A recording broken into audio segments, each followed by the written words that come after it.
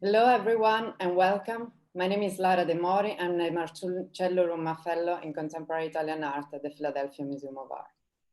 Thank you for joining us for this final program of the series, The Production of the Self, Conversations about Marisa Merz, organized by myself and Assistant Curator of Contemporary Art, Amanda Sroka. Amanda, wave us so everyone can see you. So today, unfortunately, is our final event. And for the occasion, we have all our speakers united for a final panel discussion. Unfortunately, Professor Lara Conte couldn't join us due to a conflicting academic commitment. The series, The Production of the Self, Conversations about Marisa Merz, lasted 6 weeks, during which we had the opportunity to undertake a hermeneutic journey into the work and the modus operandi of the artist. Indeed, the extraordinary papers presented have discussed a great range of themes, processes, and media, and feature different methodological approaches. Today, we would like to go over some of these topics again, as well as opening up new inquiries into our work. But before jumping into today's agenda, I have, as usual, a few housekeeping notes for you. So you see, you are muted. All of you is muted, and you will remain muted until the end. However, there will be time for asking questions. So questions can be asked in two ways. You can either write your question in the chat, and you can see the little icon of the chat at the bottom of the screen, or you can perhaps write in the chat or wave to us. Maybe writing is better so we can see you, that you want to ask the chat aloud and talk with our speakers directly. Today, since we want to keep it very conversational, we will allow either questions during when our speakers, we will have our initial discussions and reply to our first questions. And if related to the topics that we are discussing in the first part, or at the end, as usual, we will have those usual 10-15 minutes for you to either type or ask unrelated questions, more questions compared to what we've discussed in the rest of the hours. Recordings, this program, for you to know, is recorded, and the recordings of also past programs are available on the website of the Italian Cultural Institute of New York. Later, I'm going to post a link for you to see the recordings in case you have missed some and you want to catch up. And the final program will be recorded too and available perhaps next week or in a couple of weeks. With that said, I want to say that this series has been organized in conjunction with the artist room dedicated to Merz, curated by Senior Curator of Contemporary Art Carlos Basualdo and Amanda Sroka, and currently on view at the Philadelphia Museum of Art, which reopened to the public early in September. So I invite you to book in advance, as usual, of course, and come to see us and come to see the beautiful installation. This dedicated artist room was made possible through our hostel lenders, as well as the generous collaboration of Marisa during her lifetime, Beatrice Merz, and the Fondazione Merz, as well as Simone Battisti and Gladstone Gallery. Today, I don't want to introduce Marisa and describe her work, but I want to evoke her by reading her own words from an interview with Anna-Maria Boetti, dated 1975. So it's a short quote that somehow struck me, and I hope you can find it interesting too. And I quote, "My fantasies, all that I discover, are not what I call knowledge. For me, it's joy.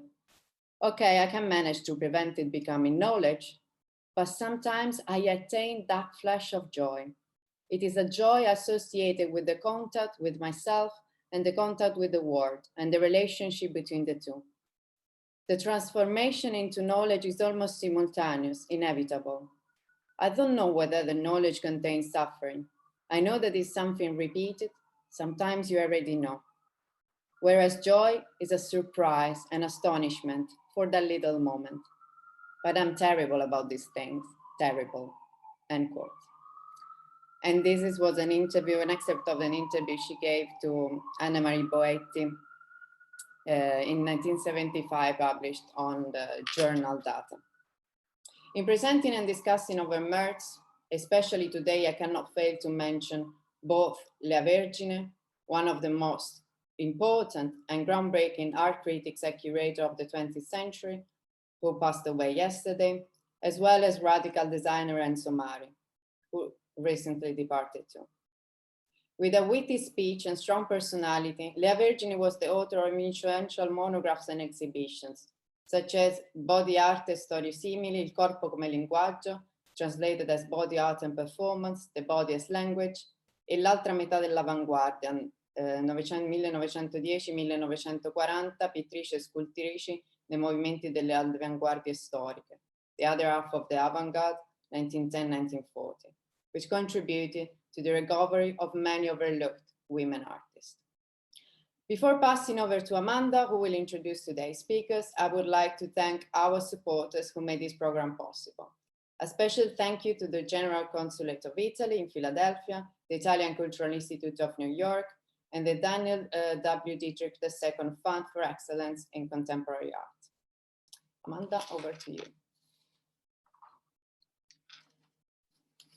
Thanks so much, Lara. And thank you for that quote from Marisa. What a way to kind of end this program and ground us today in joy and in the little moments. So I'm just going to read for you today. We're really fortunate to have nearly all of our speakers. As Lara mentioned, Lara Conte can't be with us, but I'm going to share some short bios with you, again, to kind of situate us in who's speaking and participating for those who haven't been able to join for the series. Connie Butler is the chief curator at the Hammer Museum, Los Angeles, where since 2013, she has organized numerous exhibitions, including Marisa Merz, The Sky is a Great Space in 2017. From 2006 to 2013, she was the Robert Lehman Foundation chief curator of drawings at the Museum of Modern Art, where she co-curated the first major Luigia Clark retrospective in 2014. Butler also organized the groundbreaking survey, WAC, Art and the Feminist Revolution in 2007 at the Museum of Contemporary Art, Los Angeles, where she was a curator from 1996 to 2006. She is a current fellow with the Center for Curatorial Leadership, and no small feat, Connie, she is also the 2020 recipient of the Bard College Audrey Ermis Award for Curatorial Excellence. Lara Conte is Associate Professor of Contemporary Art History at the Department of Philosophy, Communication, and Performing Arts of the University of Roma Tre. Specific aspects of her research include arte povera, anti-form and process art, and Italian post-war art at large. Among her publications include Material, Body, and Action, looking at artistic processes in Europe and the United States from 1966 to 1970, and Italian Artists in the Imagination and Movement, which is in publication now. Teresa Kittler is a lecturer in modern and contemporary art at the University of York. This year, she is the scholar in residence at Magazzino Italian Art in New York, and has been the recipient of fellowships from the British Academy, the British School of Art, the British School at Rome, and the Center for Italian Modern Art, CIMA. Her research on Carla Accardi and Marisa Merz has also been published widely. Luigia Lonardelli is curator at MAXXI in Rome. In 2016, she co-curated the 16th Roman Quadriennale d'Arte, and more recently, she co-curated the Bartolomeo Pietromarchi, the exhibition Maria Lai, that was in 2019 and 2020. It was a beautiful exhibition featuring Lai's work. Overall, Lonardelli's research interests focus on the dynamics of cultural production that feature the post-war era with a specific emphasis on the Italian context in the 1960s and 70s. Francesco Guzzetti holds a doctoral degree in modern and contemporary art from the Scuola Normale Superiore in Pisa. He has held numerous prestigious postdoctoral fellowships in the US, and his current exhibition and research projects revolve especially around the drawing practice in Italian art in the 1970s, as well as the work of Giuseppe Pannone and the practice of Italian painter Mario Schifano. Silvia Bottinelli is a senior lecturer in the Visual Material Studies Department of the School of the Museum of Fine Arts at Tufts University. Among her recent book-length projects, Dr. Bottinelli has authored the volume Double-Edged Comforts, Domestic Life in Modern Italian Art and Visual Culture, and co-edited The Taste of Art, Cooking, Food, and Counterculture in 2017. Sharon Hecker is an independent art historian and curator who specializes in modern and contemporary art. Among her latest publications include Post-War Italian Art History Today and Tying the Knot from 2019, Finding Lost Wax, The Disappearance and Recovery of an Ancient Casting Techniques and the Experiments of Medar de Rosso in 2020, and together with Silvia Bottinelli, Lead in Modern and Contemporary Art, which is forthcoming in 2021. Hecker is currently curating the first museum exhibition dedicated to Lucio Fontana's ceramics at the Peggy Guggenheim Collection in Venice for 2024. So just a little brief introduction to the voices and speakers who have been part of this series in the last 6 weeks and who are joining us today. As Lara mentioned, we welcome you to put your questions and answers in the chat, or let us know if you have a question during these prompts that will be Lara and I will be moderating and sharing today. So without further ado, let's get started. I'll pass it on over to you, Lara, for our first question. To start off with our discussion, I would like to tackle issues related to feminism, the feminine and feminine symbolism in Marisa's work, and consider both approaches also in terms of methodology, possible methodological approaches. For example, Luigia in her talk has rightly refrained from categorizing Marisa and an attribute and aligning her with a certain feminism, feminist movement, which actually will have its moment in Italy only later on. However, I was thinking, cannot Marisa's attitude that we could describe as self-marginalization in the sense of being constantly at the edges, out of place, and this is an attitude visible also in her refraining from dating and naming most of her works. Cannot this attitude be aligned to a certain feminist criticism? Particularly, I'm thinking of the early writings of Griselda Pollock and Laura Mulvey. They were advocating for the withdrawal of the woman's body and the women's image, really, from the so-called male gaze. This attitude of self-marginalization is also connected to a broader issues of self-representation. And we can see that Marisa being very careful with her own image, and particularly not showing herself. And in terms of representation, self-representation, the photographic medium becomes very important for us in interpreting and in documenting her work. The floor is open. Who wants to start?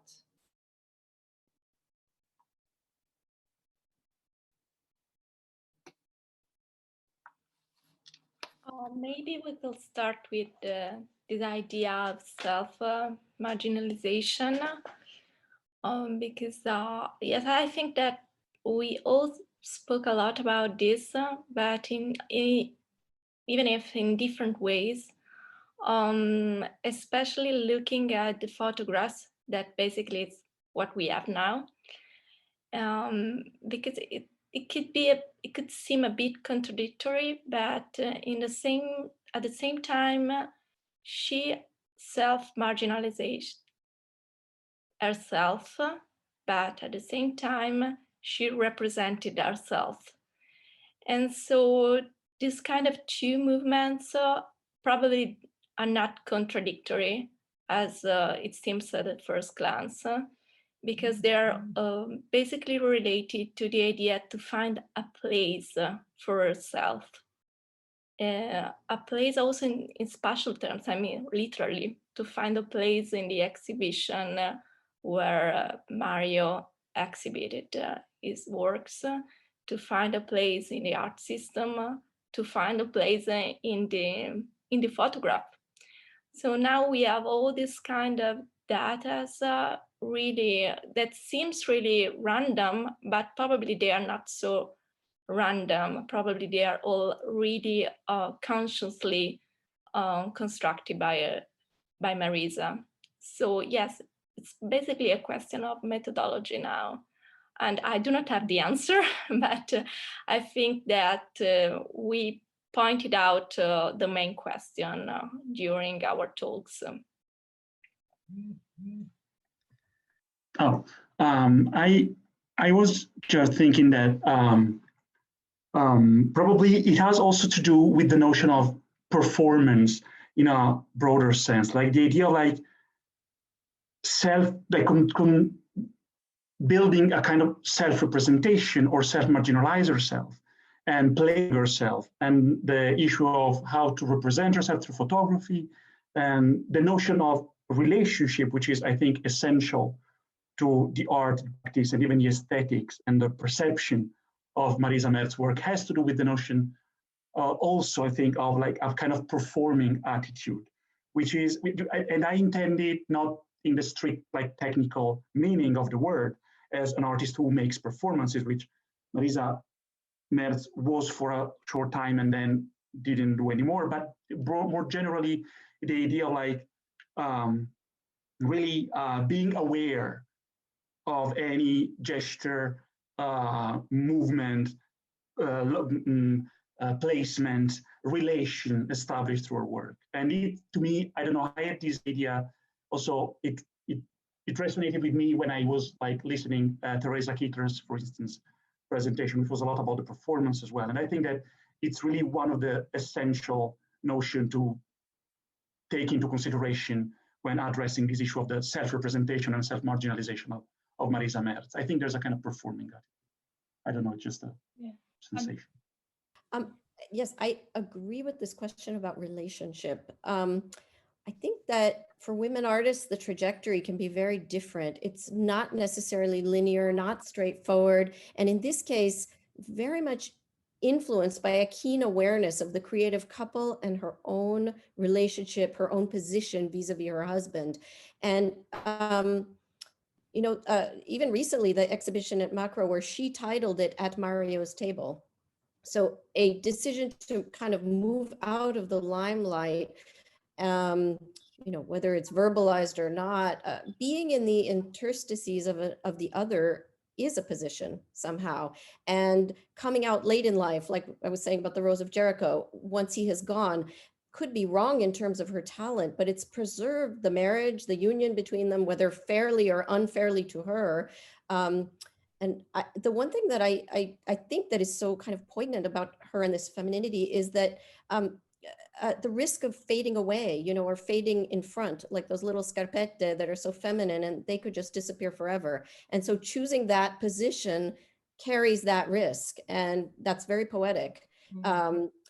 We don't have categories for artists who arrive at a decision to marginalize themselves. I mean, is it a good model? Is it a not good model? You know, where does copper come from? We don't know who wrote it, whose voice it was, but it is a form of adaptation to a situation, and it is her choice, and it can be artistically productive, I think. Yeah, and I would just add to that just sort of echoing also what Francesco mentioned, that this self-representation is kind of bound up to a kind of keen self-awareness, and in the 60s that awareness is of a political moment and of political structures, that revelatory self-declaration in it was in Bit in 1968, where she also talks about precisely not performing in her films, but sort of reading, or I'd be sort of tempted to qualify that or read her remarks slightly against the grain, because the sort of hiding and displacement and kind of mediation, I think we could still see through a kind of key of performativity, but just this idea of self-representation and self-awareness just being very much bound together for her. I could add too that I think it's absolutely the case that you see this kind of space that women inhabit, women of her generation who are working, you know, the other political thing that's going on is a feminist movement too in Italy. And that's certainly, even though she sort of rejects it and refuses that language, she's also, you know, working before that language. I'm writing right now a little bit on Hannah Wilke, and I think similarly, and she's just a little bit younger than Marisa, I think, you see these women who are making a space often through craft as well, finding through the medium that they choose to find the margins and finding that space of the margins a productive space. And certainly that's a kind of, I think of it as a sort of proto-feminist strategy. And I think there are many women of that kind of in between post-war and, you know, what then becomes feminist art in the late 1960s. They find that space, a productive space in which to work. I was just mentioning, I wanted to mention Lucia's essay in The Sky is a Great Place that really addresses all of these ambiguities and nuances, or at least, you know, many of them, and also tries to connect the Italian milieu with the international one, and, you know, with going back to Lara's, you know, references to non-Italian scholars or artists, and also Connie's, you know, references to international figures. I do think that, you know, this idea of self-representation or the idea of self-marginalization is one that comes with a critique of context.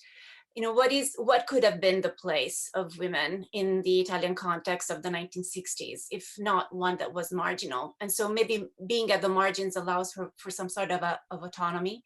And that's the space that she chooses to inhabit, because it's a place where she can actually find a degree of independence. And I'm also interested in looking at religion and the Catholic, you know, models of femininity that are proposed, and how Marisa kind of escapes them in many ways. We were in past lectures, we were talking about, Lara Conte, for example, was talking about how she's departing from the model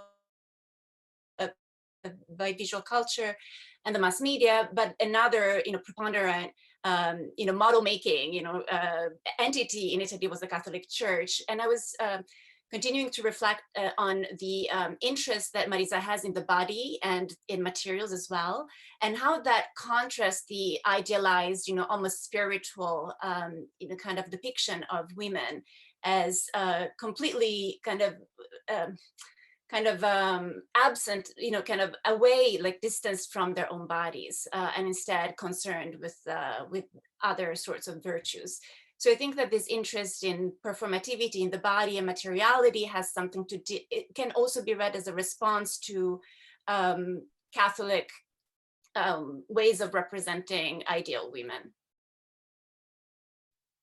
I wanted to go back to what Luigia said about location and trying to address it, because I do think that the beauty of framing the research in terms of the research for location is that it allows to unravel the distinction between different realms.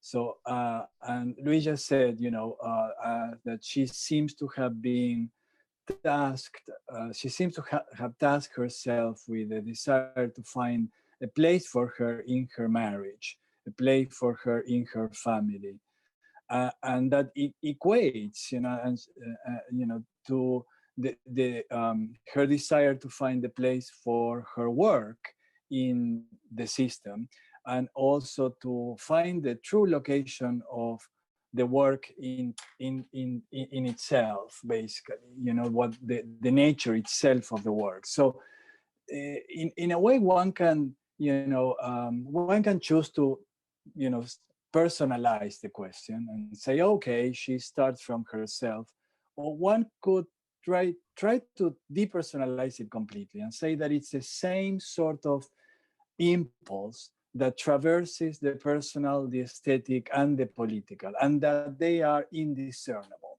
right?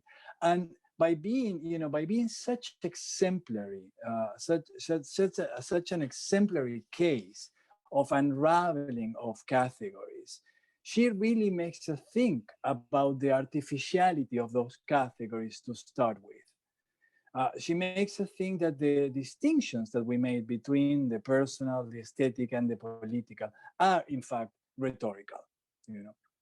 And I think that it's interesting to, I mean, for me, it's interesting to think about to think about the work from that perspective.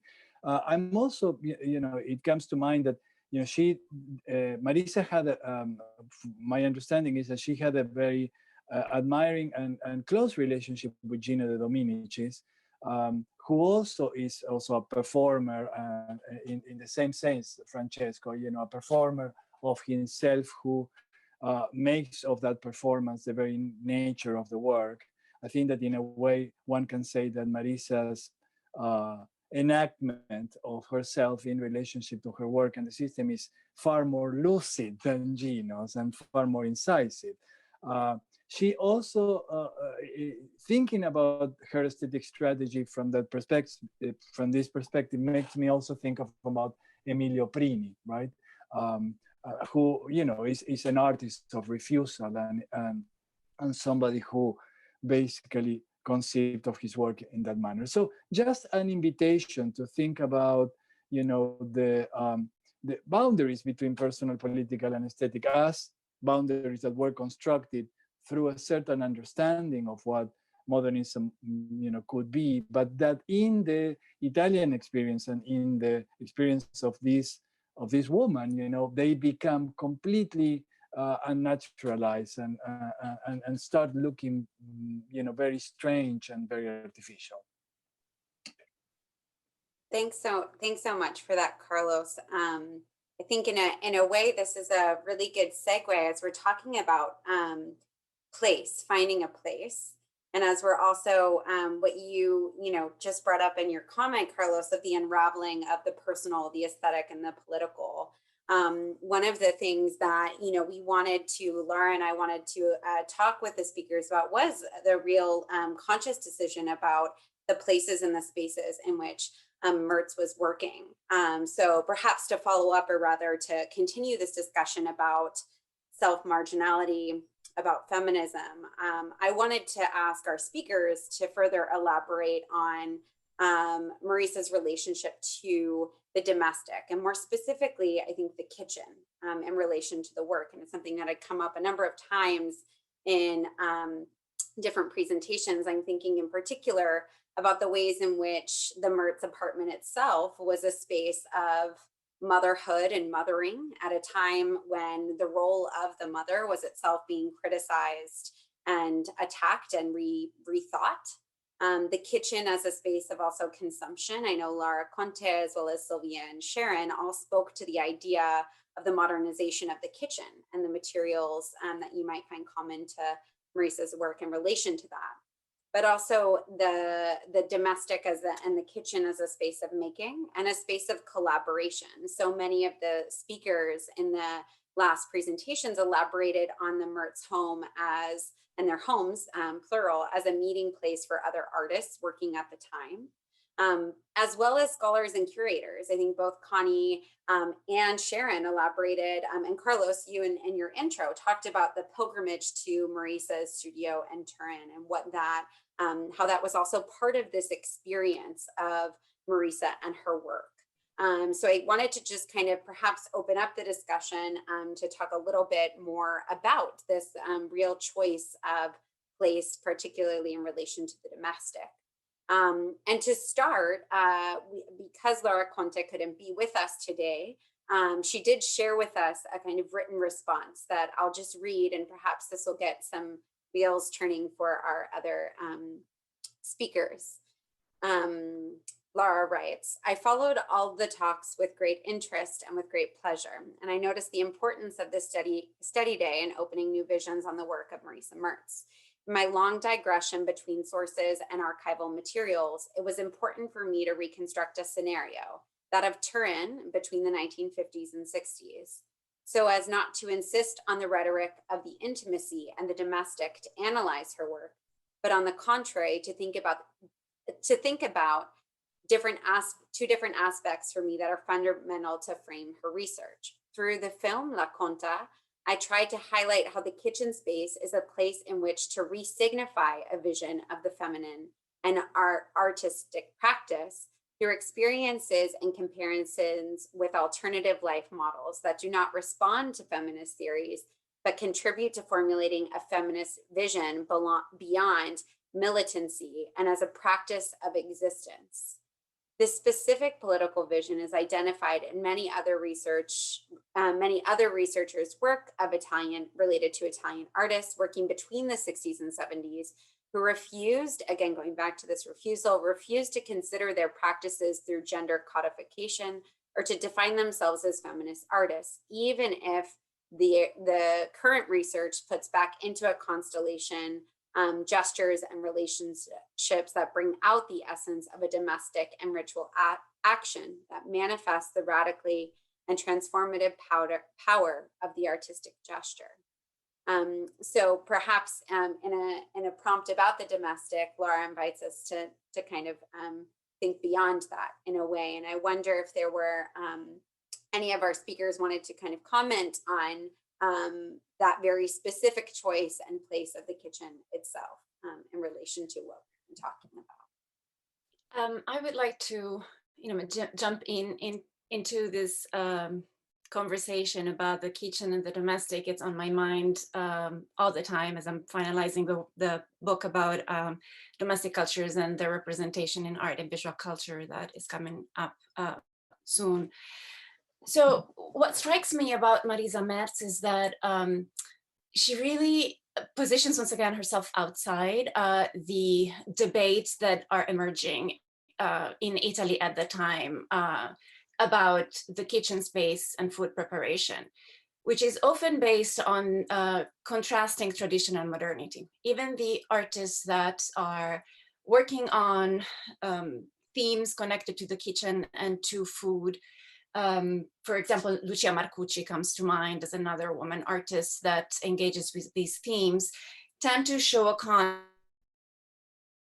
between lost traditions and new modernity and new industrial products, and how they somehow present losses of knowledge that had been accumulated through time and is now eradicated by the standardized foods that are presented as nutritious, or that women are almost put pressure to embrace in order to be labeled as modern.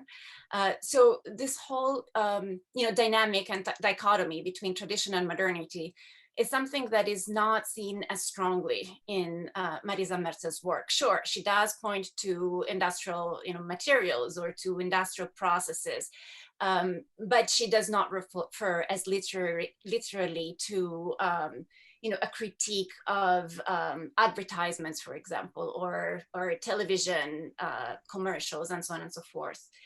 And instead, what it seems striking to me is that she's engaging with the idea of time, and that came up in many of the presentations as well. Connie's presentation, as well as Luigia's and Lara Conte's presentation itself. So this idea of occupying time through the actions that happen and exist in the kitchen space and putting everything on the same level, that's another aspect that's been presented and questioned. And then through the materials too, pointing to a time that is not just the time of the moment, but it's a time that's an ancient time, it's a time of the future, it's a time of the present as well. So it's an engagement with a kitchen space that defies categorizations, and that again points to different directions, the ones that were the dominant ones in the discourse in Italy at the time. Not only the discourse that was defined by male artists, but also by women artists that were operating more or less in the same years, in the same context.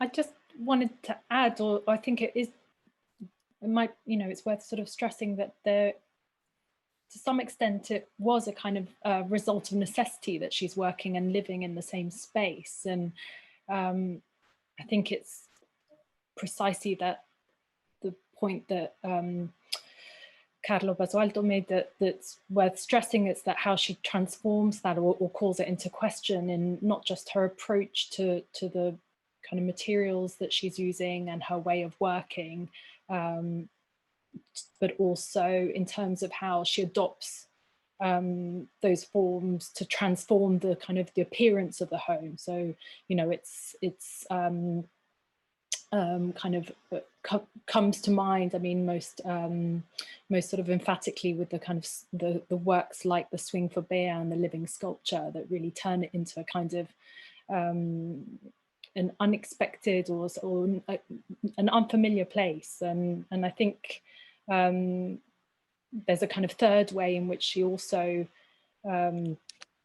addresses the conventions of femininity and of domesticity in order to kind of in order to transform them in the sort of rejection of the kind of definitions of any particular role. And we heard the term ambivalence mentioned quite a few times across the papers that we've heard. And in this way, it becomes, she allows for the kind of possibility to question that space and the roles associated with it, but also how we might encounter work in that space as a kind of confrontation or something like that.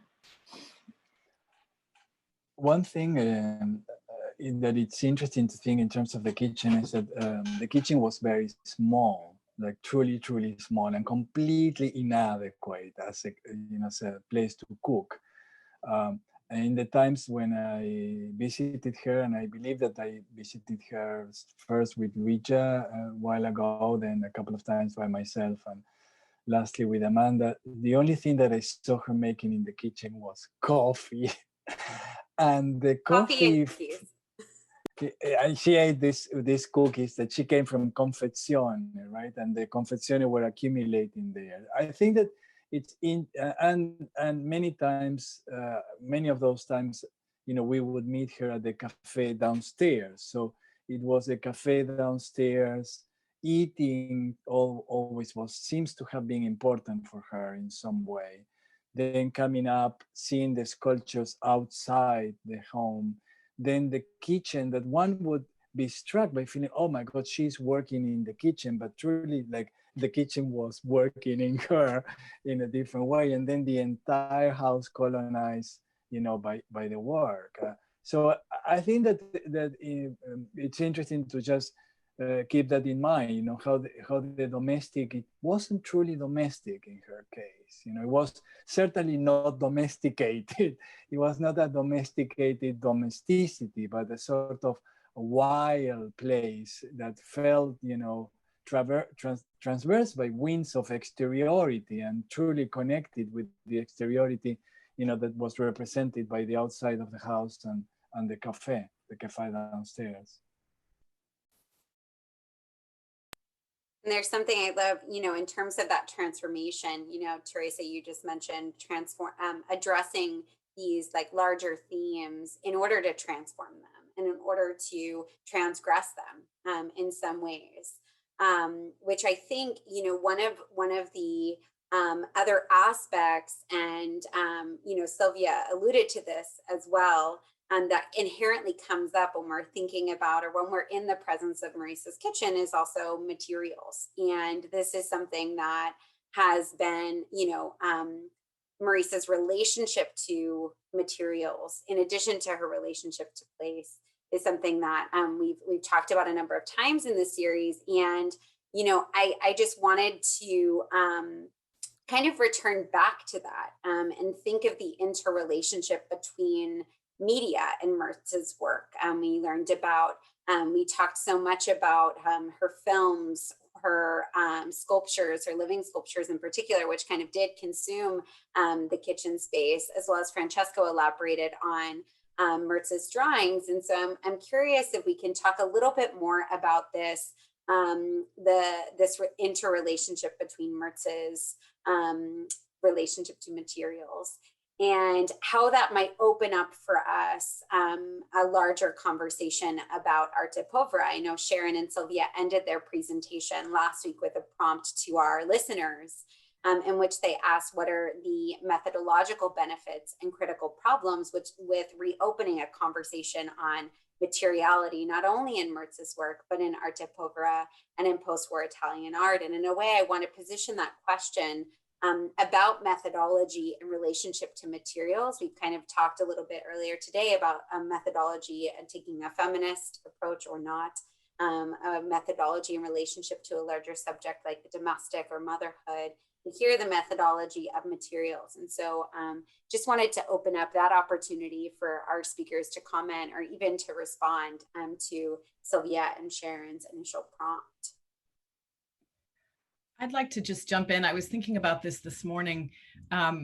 Sylvia and Sharon's presentation was so enlightening for me, and I think so productive in terms of thinking about this sort of lead and situating Marisa in a legacy of artists who are using that. But I also think we have to think about all of these other materials that end up in the work really aggressively and consistently, that are just grabbed from you know, the studio and the domestic environment. But I mean, you know, these things that start to come into a contemporary art practice, like the, you know, the binder clips, the wax, the spoons, all of these, even the candy wrappers, you know, these found objects that she really insistently incorporates into the work. So as much as there's this, you know, this use of more, I guess, conventionally arte povera materials like lead, and I think there's so much to be thought about there, there is also this insistent and even kind of funny, in Marisa's way, insistent incorporation of these other things that are really non-art, you know, let's say, things, materials. Absolutely. I loved when, you know, Connie, you brought this up of the incorporation of the spoons in that sculpture that was being shown for the eyes. The one you just showed, yeah.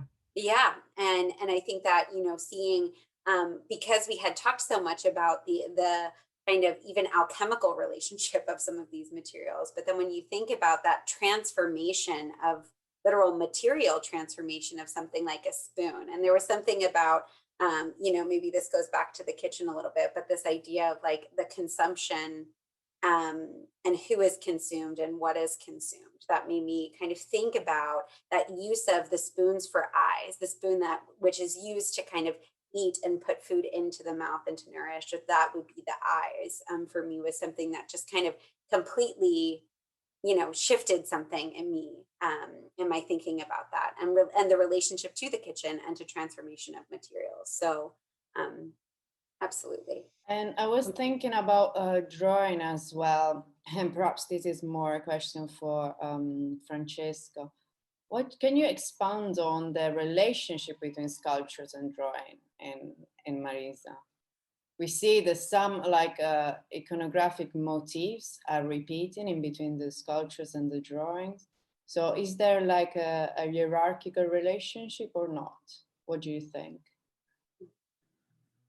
Well, it's an interesting question. Actually, you know, from what I know, there are no drawings that were meant to be like studies for sculpture, but at the same time, especially starting from the 1980s, as you said, like drawings and sculpture resonate with each other consistently, especially, you know, all those like kind of spiritual ideal heads that are depicted on paper and at the same time like modeled in clay, create a sort of like persisting dialogue between the two media. I think that, I don't know, when I was looking at her drawing practice in the 70s, which I think it's been like totally overlooked and deserves lots more of research.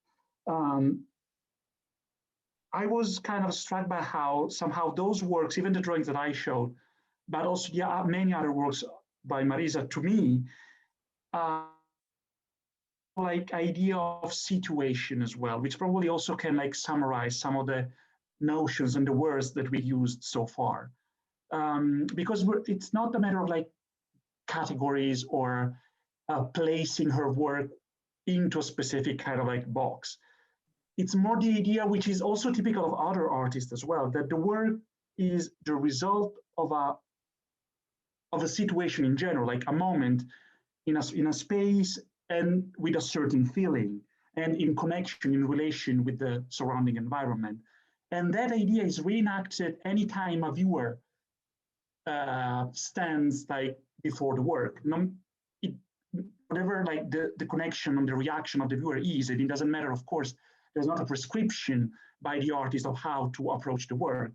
It's totally open and free. And I think it's also can help understand the idea of like not like separating the personal, the political, and the aesthetic, and like having everything all together in the work and in her practice. And I think that this is something that the drawings and the sculptures somehow show. Also her concern about like placing the works in space, the attention that she has always had in like installing the exhibitions, the idea of like incorporating the pedestal, incorporating the frames, incorporating all those devices that somehow filter and mediate the space of the art and space of life, the space of life in the twofold meaning, the space of the artist's life and the space of the viewer's life. I think it's a kind of like general attitude that somehow incorporates all our different media and practices, and you can see it both in drawings and sculpture. Thank you. I think Luigia wants to say something. Sorry, Amanda. Yes, but just to this strategy of having herself within all her materials around, because Carlos basically, yeah, I remember this very scary moment to get into this kitchen. And then there's no kitchen there, absolutely no kitchen. It's like a monster, to be inside a monster, but it's full of materials. And in a certain way, that is also a self-presentation of herself, to introduce herself exactly there in a kitchen. And probably, basically, I think that she cannot cook there, and she cannot cook at all, probably. But speaking about materials, you have this kind of idea of having a repetition in the gestures with no significance at all. So the kitchen is the place where you do something with no significance. I mean, it's like looking for void.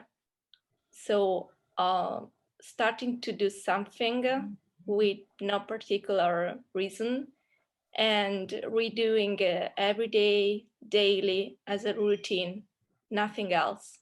And this is really connected with her work, I think. And yes, probably also in a more general way, also with political and social ideas of Italy in that specific period. Because as Carlos mentioned, many other artists looking for disappearing, and this is really connected, and it seems contradictory, once again, to the idea of being politically, being not defined what, starting what you do, but only starting from what you are into the space where you live. And this is really connected naturally also to the 70s fascination in Italy for Oriental philosophies. So looking for not being. So as you were speaking, Luigia, a connection came to my mind with Domieta Turlasco, The Philosophy of the Kitchen. That's a film essay that came out a few years ago. That comments on the relationships between those meaningless actions in the kitchen that are repeated over and over again, that need to be repeated over and over again, with neorealist cinema and the way that kitchen activities are represented in that context, where all of the possibilities of positions and actions and gestures are exhausted in the kitchen. And so the characters are exhausted because they exhaust all the possible ways of repeating meaningless tasks.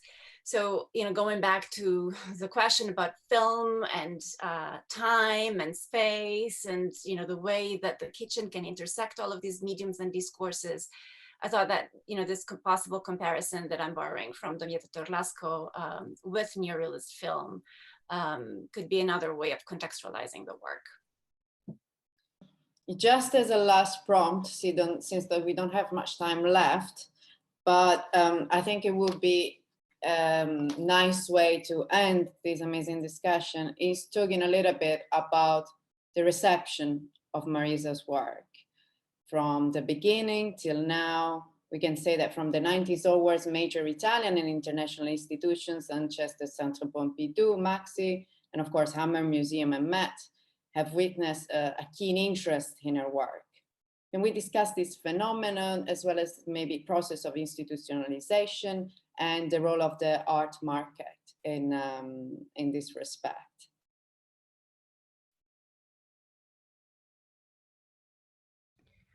I could maybe start this one off. I was just trying to make a little chronology of sort of what I think are kind of the milestones in terms of her reception. And, you know, obviously the reception in the US is a very different thing than I think her reception in Europe, because she did consistently have exhibitions, you know, throughout the 80s and 90s, and obviously very important ones too, including, you know, Documenta and Transavanguardia and others. And then Barbara Gladstone comes in the mid 1990s and gives her first show, I think in 1994. There's the Winterthur exhibition in 95. But I was saying the other day, and I think it's true, that there's something that happens to her reception in the US in the early 2000s that has to do with a renewed interest perhaps in drawing. That's one thing I would suggest. But also it really comes for me through the interest of a younger generation of artists. You know, as often happens with these figures who whose work kind of poses more questions than they, you know, suggest more questions than they answer. But I was just trying to make a short list of artists who I think of, who think, I believe, think about Marisa: Carol Beauvais, Richard Aldrich, Tacita Dean, who of course, you know, Marisa makes a small appearance in Tacita's film that's in fact about Mario. Rachel Harrison, Monica Majoli, Marie Kuhl, and Fabio Balducci. And I was thinking about what in all of those artists' work would suggest to me that they have an, you know, or would explain their interest in Marisa. And I think it has to do with this mix of, or this coming together of a kind of material abstraction with the narrative that's suggested by the figure that's always in the work. This strange bringing together of those things, which, as we know, is from almost, well, it's not from the beginning of the work, but starting in the 70s, that's kind of always there. And that's very, very difficult to articulate what that is. I think in, you know, in the early Arte Povera years, it's this introduction of something like a narrative of the personal. Also the religious that Silvia mentioned is really important. But to me, it's that coming together that is common to all of those artists' work, in fact, that I think makes her an interesting figure for them. I mean, for me, you know, as one of the organizers of the exhibition, which was her first solo exhibition in a museum in the US, though she'd had consistent exhibitions at Barbara Gladstone, and she was, of course, in the Arte Povera exhibition that was at the Walker, and then in Los Angeles, and also at MoMA PS1 in New York, the earlier Arte Povera exhibition. But for me, those consistent exhibitions at the gallery, actually, where it was possible to see more of the work than always seeing usually just the living sculpture in the big Arte Povera exhibitions, to see more of her practice. And, you know, it's interesting to think about how she, what the occasion of this installation in Philadelphia means. I think obviously it means something very particular in your institution. She's, I believe, the first woman artist, right, to have one of these focus exhibitions, which is kind of so wonderful and so ironic too, it seems to me.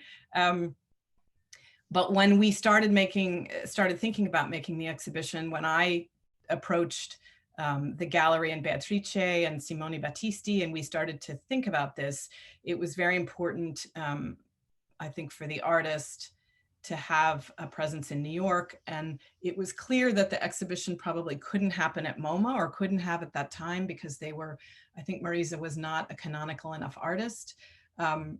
Perhaps for them, that's just my conjecture. But at the Met, I think it suited the agenda that they had in those early moments at the Breuer building, of really making a global program, but a program also of artists who were somehow outside of a canonical artistry. And I realize I'm going on too long and we're going over, so I should stop. But that's just a little bit of, I don't know, a few thoughts about how the exhibition came to be, but also about reception. Thank you, Connie. If I could jump in just on that word canonical and canonizing, because I wonder what happens when an artist who is so ephemeral and who so doesn't occupy that position then becomes canonized, and what happens to her work and the way we read it. And back to that question of creating her. I like Silvia's idea of leaving it open, and I wonder how one does that in an exhibition setting so that we don't turn her into exactly what she didn't want probably in her life, while we are able to bring her attention. In a way, I think it's, it's almost an interesting point to end on, because once again, we're ending with like another question or direction for us. There's an opportunity that we have here via an exhibition and installation in our galleries to host, something of this nature. There's an opportunity to dive deeper, to kind of ask these questions and to lead to new questions and conversations around the work.